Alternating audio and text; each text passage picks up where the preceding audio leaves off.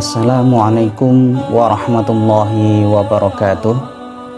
Alhamdulillahi wa kafa, wassalatu wassalamu ala rasulillahil mustafa wa ala alihi wa sahbihi ahlil wafa. Rabbi syrahli sadri wa yassirli amri wahlul uqdatam min lisani yafqahu qawli, amma ba'd. Para pecinta ilmu yang dimuliakan Allah Subhanahu wa taala, pada kesempatan ini kita akan membahas satu tema dalam fikih muamalah, yaitu tentang akad al-hawalah atau al-hiwalah. Al-hawalah secara bahasa berarti al-intiqal atau berpindah. Dalam hal ini artinya seseorang memindahkan tagihan dari satu pihak kepada pihak yang lain. Para pecinta ilmu yang dimuliakan Allah Subhanahu wa taala, kemudian secara istilah para ulama memberikan definisi yang ibaratnya bermacam-macam.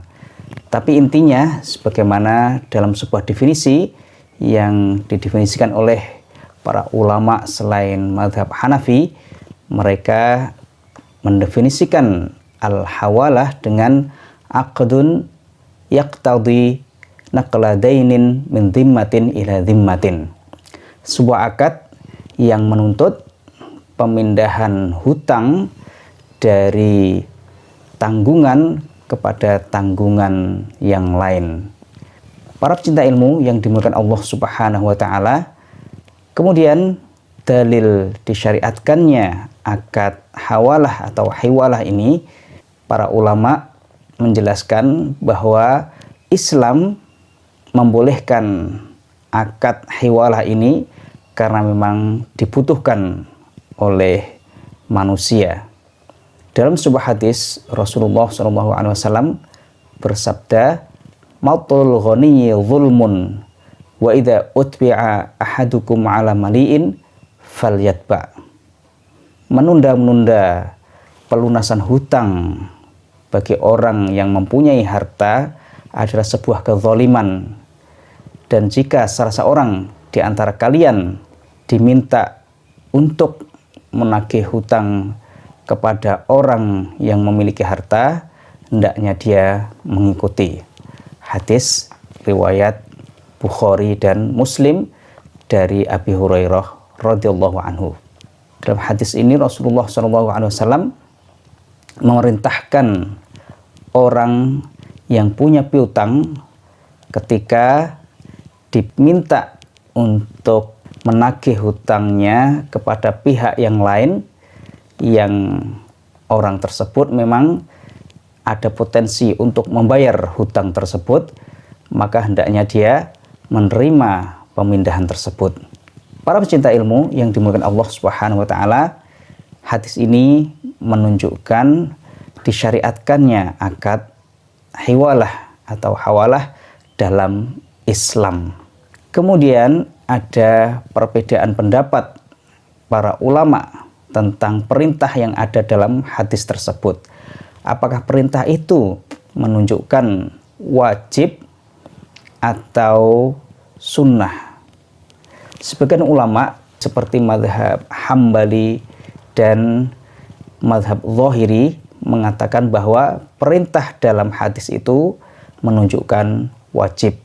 Artinya ketika seseorang punya piutang kepada orang lain, kemudian orang tersebut yang berhutang itu memindahkan tagihannya kepada orang lain, maka orang yang punya piutang ini wajib mengikuti apa yang diminta oleh orang yang berhutang tersebut.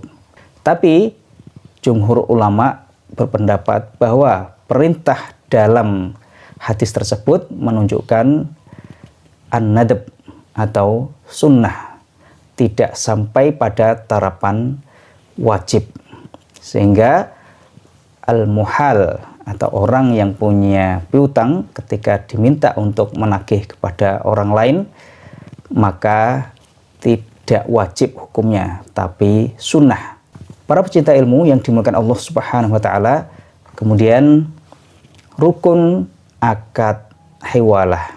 Kalau dalam mazhab Hanafi, rukun hiwalah adalah ijab dan qabul.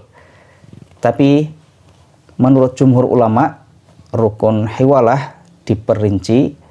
Pertama, adanya muhil, yaitu orang yang punya hutang sekaligus punya piutang.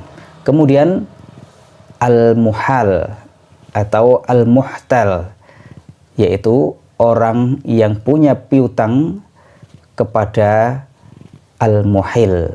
Kemudian al-muhal alaih, yaitu orang yang punya hutang kepada al-muhil, dan dia setelah akad hiwalah harus membayar hutangnya kepada al-muhal. Kemudian al-muhal bihi, yaitu hutangnya al-muhil yang dipindahkan. Kemudian as-sighah, yaitu ijab qabul. Para pecinta ilmu yang dimuliakan Allah Subhanahu wa taala, kemudian syarat-syarat dalam akad hiwalah, para ulama menyebutkan beberapa syarat. Yang pertama, ridhol muhil wal muhal. Ridhonya muhil, orang yang memindahkan hutang atau piutang kepada pihak yang lain. Yang kedua, ridhonya muhal, yaitu orang yang dipindahkan piutangnya. Ini pendapat jumhur ulama, tidak mensyaratkan ridhonya muhal alaih. Tapi dalam mazhab Hanafi disyaratkan ridhonya muhal alaih juga. Para pecinta ilmu yang dimuliakan Allah Subhanahu wa taala, kenapa jumhur ulama tidak mensyaratkan ridhonya muhal alaih? Karena Rasulullah SAW tidak menyebutkan dalam hadis tadi. Dan ad-dain, orang yang berpiutang, menduduki posisi dirinya sendiri dalam menagih haknya, menagih hutangnya. Maka dia tidak perlu ridho dari orang yang berkewajiban membayar hutang. Ini pendapat jumhur ulama. Namun menurut mazhab Hanafi disyaratkan juga ridhonya muhal alaih. Kemudian dalam mazhab Hambali dan Zahiri disyaratkan ridhonya muhil saja, yaitu orang yang memindahkan piutang atau hutang itu saja. Ini pendapat Hambali dan Zahiri.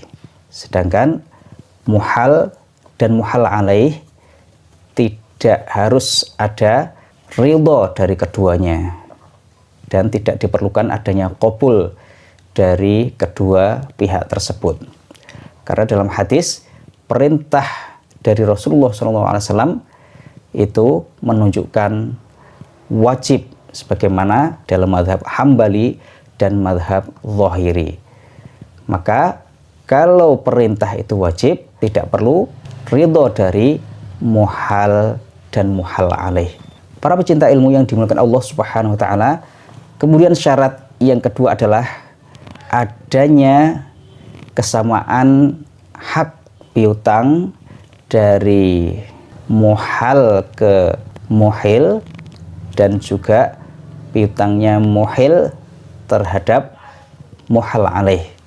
Kesamaan dalam jenis kadar, kemudian jatuh temponya, dan juga kualitas dari hutang tersebut.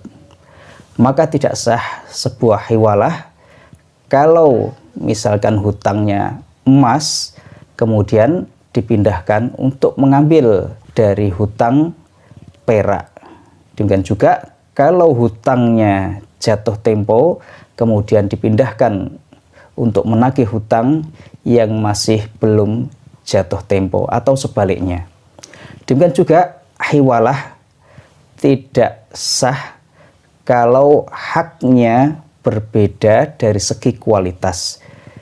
Misalnya satunya hutangnya barang yang kualitasnya tinggi, kemudian dipindahkan untuk menagih kepada hutang yang kualitasnya rendah. Ini tidak diperbolehkan. Kemudian syarat yang ketiga adalah istiqrarud dain, bahwa hutang itu memang sudah tetap dan menjadi sebuah hutang.